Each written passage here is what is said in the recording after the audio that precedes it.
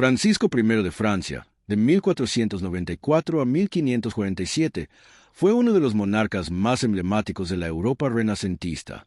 Rey de Francia desde 1515 hasta su muerte en 1547, su reinado estuvo marcado por una intensa rivalidad con Carlos V, emperador del Sacro Imperio Romano Germánico, por la expansión territorial, los conflictos con Italia, el mecenazgo cultural y los cambios políticos y religiosos que transformaban el continente.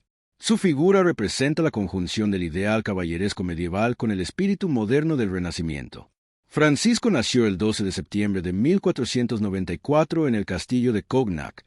Era hijo de Carlos de Orleans, conde de Angulema y de Luisa de Saboya. No estaba destinado inicialmente al trono, pero la muerte de su primo Luis XII sin hijos varones lo convirtió en el heredero. A los 20 años, en 1515, Francisco ascendió al trono de Francia tras el fallecimiento de Luis XII. Pronto demostró un carácter ambicioso, carismático y amante del arte, la cultura y la guerra. Una de sus primeras acciones como rey fue continuar la política expansionista en Italia, escenario clave de las aspiraciones francesas desde el reinado de Carlos VIII. En septiembre de 1515, apenas coronado, cruzó los Alpes con un poderoso ejército y derrotó a las fuerzas suizas en la batalla de Marignano, cerca de Milán. Esta victoria le permitió tomar el ducado de Milán y consolidarse como una figura dominante en el norte de Italia. La campaña fue tan significativa que el mismo Papa León X reconoció la habilidad militar de Francisco, quien pasó a ser visto como uno de los principales actores en la política europea. Sin embargo, el dominio en Italia no se mantuvo sin oposición. A lo largo de su reinado, Francisco tuvo una prolongada y amarga rivalidad con Carlos V, emperador del Sacro Imperio Romano Germánico y rey de España. Ambos monarcas aspiraban al control de Europa y, particularmente, de Italia, lo que los llevó a enfrentarse en múltiples guerras durante más de 3 décadas. Uno de los momentos más dramáticos de esta rivalidad se dio en 1525, en la batalla de Pavía, cuando el ejército de Francisco fue derrotado por las fuerzas imperiales y él mismo fue capturado. Fue trasladado a Madrid como prisionero y, desde allí, firmó el Tratado de Madrid en 1526, en el que renunciaba a sus pretensiones en Italia y cedía el ducado de Borgoña a Carlos V.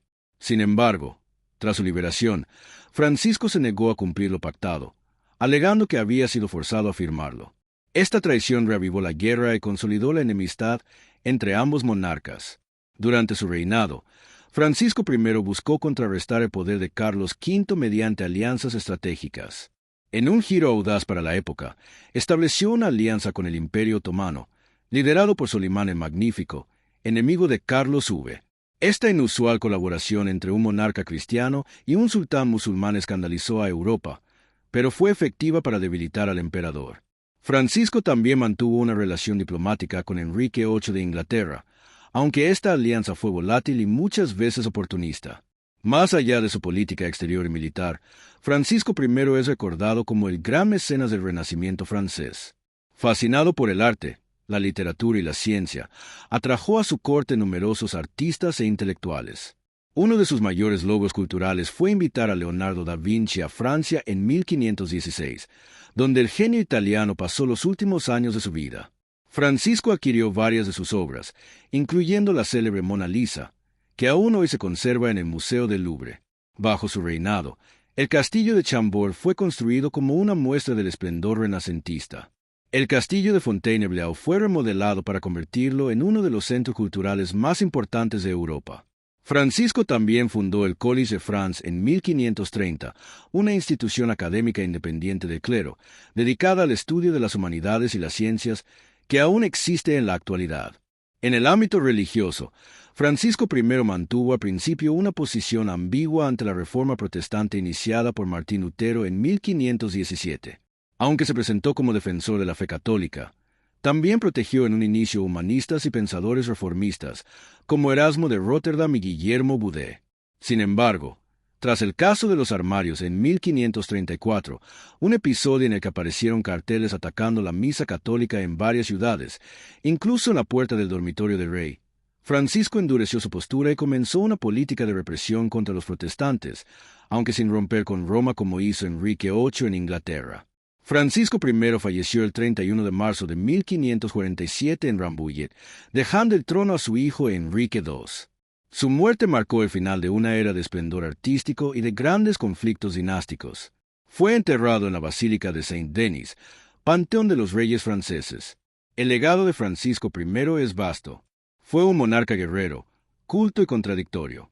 Su visión de poder real como fuente de autoridad, tanto política como cultural, ayudó a consolidar la monarquía absoluta en Francia. Promovió las artes y la educación como herramientas de prestigio y control, mientras navegaba en un mundo dividido por la religión, el imperialismo y los nuevos descubrimientos.